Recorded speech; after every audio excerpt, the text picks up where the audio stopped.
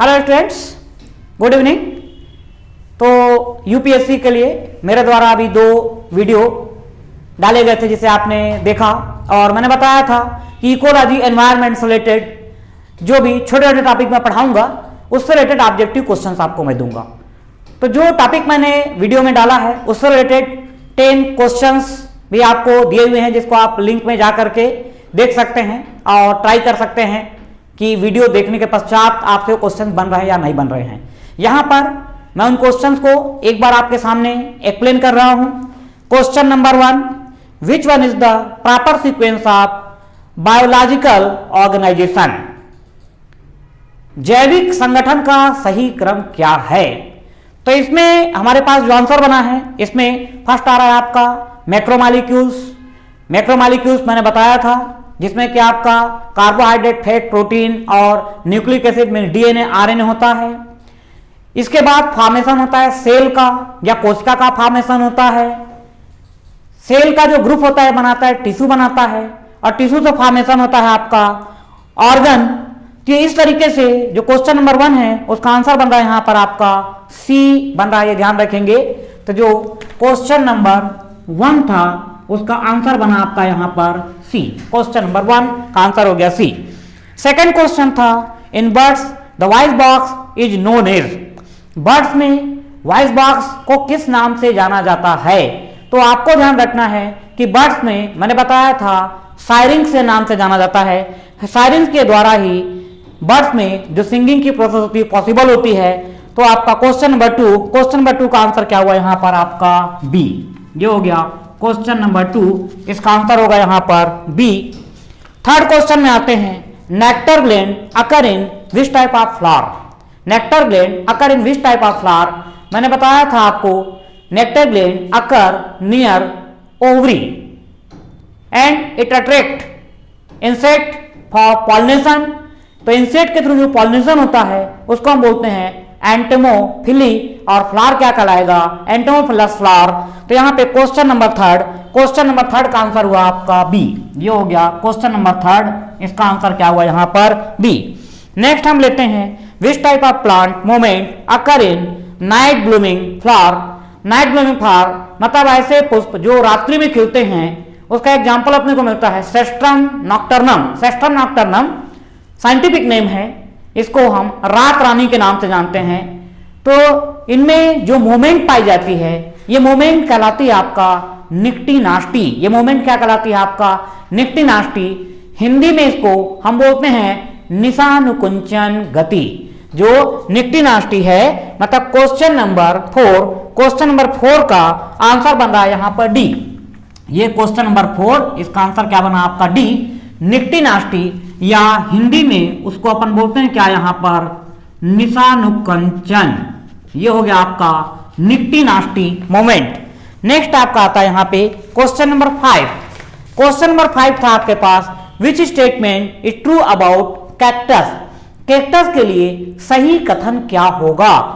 यहां पर हमारा इसका जो आंसर बन रहा है, तब 3 ऑप्शन दिए हुए हैं। इट इज जीरोफाइटिक प्लांट, 100% सही है कि कैक्टस जीरोफाइटिक प्लांट है। दूसरा इसमें दिया हुआ है, इट रिप्रेजेंट फिजियोलॉजिकल ड्राउटनेस। फिजियोलॉजिकल ड्राउटनेस, ये आपको ध्यान रखना है, फिजियोलॉजिकल ड्राउटनेस कैक्टस का कैरेक्टर नहीं है, ये कैरेक्टर है मैंग्रोव फॉरेस्ट का कैरेक्टर होता है फिजियोलॉजिकल ड्राउटनेस। और कैक्टस में पाई जाती है फिजिकल ड्राउटनेस। कैक्टस में क्या पाई जाती है? फिजिकल ड्राउटनेस पाई जाती है। और थर्ड यहां पर दिया है, spines are modified into leaf. ये उल्टा लिखा हुआ है, मतलब इसमें होता क्या है? Leaf are modified into spines. Means यहां पर ओनली 1 इसका आंसर होगा। मतलब क्वेश्चन नंबर 5 का जो आंसर है वो है यहां पर आपका ए। ये यहां पर आपको ध्यान रखना है। मतलब ड्राउटनेस या जो शुष्कता होती है ये 2 टाइप्स होती है, ध्यान रखेंगे। जो कैक्टस है एक ऐसे फिजिकल एनवायरनमेंट में रह रहा है जहां पर वाटर की डेफिशिएंसी है, तो कैक्टस में जो ड्राउटनेस पाई जाती है या पानी की कमी पाई जाती है उसको बोलते हैं फिजिकल ड्राउटनेस। उसको क्या कहा जाता है? फिजिकल ड्राउटनेस, या हिंदी में उसको बोलते हैं भौतिक शुष्कता। और जो मैंग्रोव फॉरेस्ट जो मर्सी प्लेस में रह रहे हैं, सेलाइन वाटर, समुद्री जल, तो जो सेलाइन वाटर रहता है उसमें साल्ट होता है। तो साल्ट की प्रेजेंटेशन के कारण जो मैंग्रोव फॉरेस्ट होता है टाइडल फॉरेस्ट, वहां पर वाटर एब्जॉर्ब वो नहीं कर पाता है, मतलब वाटर तो वहां पर है लेकिन प्लांट उसको एब्जॉर्ब नहीं कर पा रहा है, तो मैंग्रोव फॉरेस्ट में जो वाटर की डेफिशिएंसी पाई जाती है उसको बोलते हैं फिजियोलॉजिकल ड्रॉटनेस कहा जाता है। तो कैक्टस में फिजिकल ड्रॉटनेस और जो आपका हेलोफाइट उसको बोलते हैं, मैंग्रोव फॉरेस्ट को अपन क्या बोलते हैं, हेलोफाइट। आगे चलकर उसका डिटेल करूंगा मैं आपको। तो यहां पर फिलहाल आपका आंसर क्या बना, ए आंसर बना। उसके बाद नेक्स्ट हमारे पास है यहां पर क्वेश्चन नंबर 6। क्वेश्चन नंबर 6 था आपका, which are the endoparasite of human intestine. Human intestine में पाए जाने वाले एंडोपैरासाइट कौन कौन से हैं। तो ह्यूमन इंटेस्टाइन में पाए जाने वाले जो पैरासाइट हैं, सेम मतलब 5 क्वेश्चन का एक सेट मैंने आपका ये बनाया था, और उसी तरीके से 5 क्वेश्चन का दूसरा सेट मैंने बनाया था। मतलब ये क्या हुआ, पहला वाला सेट हुआ और दूसरा सेट हुआ। यहां पर जो क्वेश्चन नंबर 1 है दूसरे सेट में, तो इसका आंसर आपको बनाकर ध्यान रखेंगे। ये ह्यूमन इंटेस्टाइन के एंडोपैरासाइट कौन कौन है, टीनिया सोलियम पाया जाता है, एंटमीबा हिस्टोरेटिका ये भी रहेगा, एंटमीबा कोलाई ये भी पाया जाता है। मतलब यहां पर इसका आंसर क्या बना आपका, डी। इसका आंसर यहां पर क्या बन रहा है आपका, डी आंसर बन रहा है। ये मैंने बताया था कि human intestine also act as a habitat, a big habitat. मतलब हमारी जो इंटेस्टाइन है इसमें 100 से भी अधिक माइक्रोब्स, सूक्ष्म जीव पाए जाते हैं जो कि पैरासाइटिक या सिम्बायोटिक फॉर्म में रहते हैं, ये मैंने बताया था। सेकंड क्वेश्चन आपका, high temperature and heavy rainfall is responsible for the development of, मतलब तीव्र वर्षा और उच्च तापमान इस परिस्थिति में विकसित होगा क्या। बहुत सिंपल क्वेश्चन है। तो ये क्या होता है, tropical rain forest. Question number 2, question number 2 का यहां पर आपका आंसर बन रहा है, डी आंसर बन रहा है। ये हुआ ट्रॉपिकल रेन फॉरेस्ट। उसके बाद थर्ड नंबर पे, the key elements which responsible for variation in the habitat are, मतलब किसी आवास में या किसी हैबिटेट में वेरिएशन लाने के लिए जो की सब्सटेंस है या की एलिमेंट है वो कौन है। तो आपको ध्यान रखना है पैथोजन, कॉम्पिटिटर, प्रेडेटर, टेम्परेचर, आज यहां पर आंसर बनेगा। क्वेश्चन नंबर 3, इसका आंसर क्या बना यहां पर आपका, डी बना। मतलब कोई भी हैबिटेट है, किसी आवास में आप रह रहे हैं, तो वहां पर क्या रहेगा, पैथोजन। पैथोजन आप जानते हैं disease causing factor, disease causing factor को हम क्या बोलते हैं, पैथोजन बोला जाता है। कॉम्पिटिटर्स, भाई कोई भी आवास है वहां पे कंपटीशन भी होगा। कंपटीशन किस चीज के लिए होगा, फूड, शेल्टर एंड लाइट, भोजन, आवास और प्रकाश। तो कोई भी हैबिटेट है तो वहां पर कॉम्पिटिटर्स भी होते हैं। प्रेडेटर, प्रेडेटर बोलने का मतलब क्या होता है आपका कि परभक्षी। परभक्षी मतलब ऐसे जीव जो दूसरे जीव को मार करके खाते हैं, उनको हम क्या बोलते हैं, प्रेडेटर। वहां पर प्रेडेटर भी पाए जाते हैं। और साथ में आपका क्या, टेम्परेचर।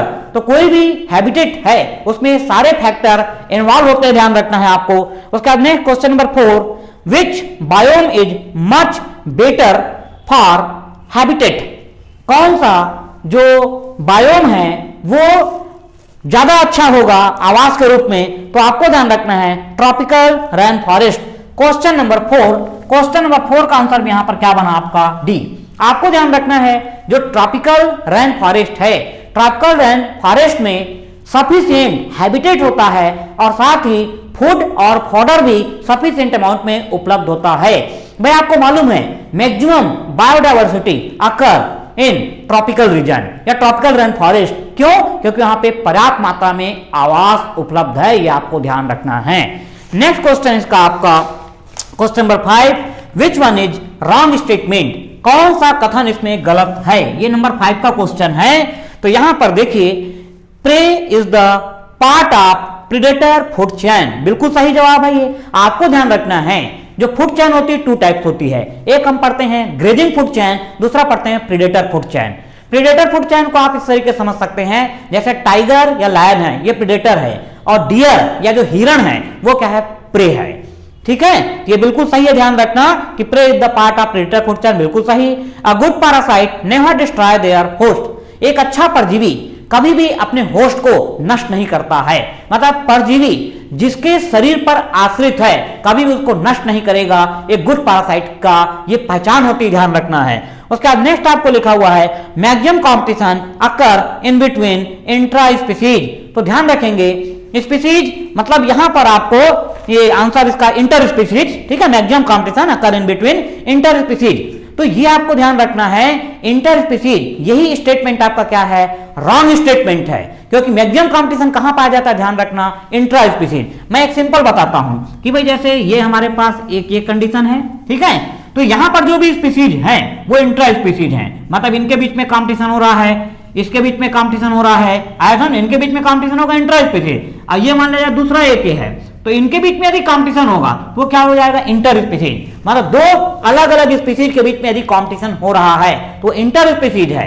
तो आपको ध्यान रखना है मैक्सिमम कंपटीशन कहां पर होता है आपका, इंट्रा स्पीसीज, मतलब आपको ध्यान रखना है अधिकतम प्रतियोगिता निकटस्थ जातियों में पाई जाती है, या वेरी क्लोज स्पीसीज जो होती हैं उनके बीच में पाई जाती है। ये स्टेटमेंट आपका रॉन्ग स्टेटमेंट है। तो क्वेश्चन नंबर 5 यहां पे इसका आंसर क्या बना आपका, ये सी बना है इसका आंसर। उसके बाद 4th नंबर पे है आपका ई कोलाई सिंथेसाइज विटामिन के इनर कोलोन प्लांट इंटेस्टाइन, बिल्कुल सही कथन है ये।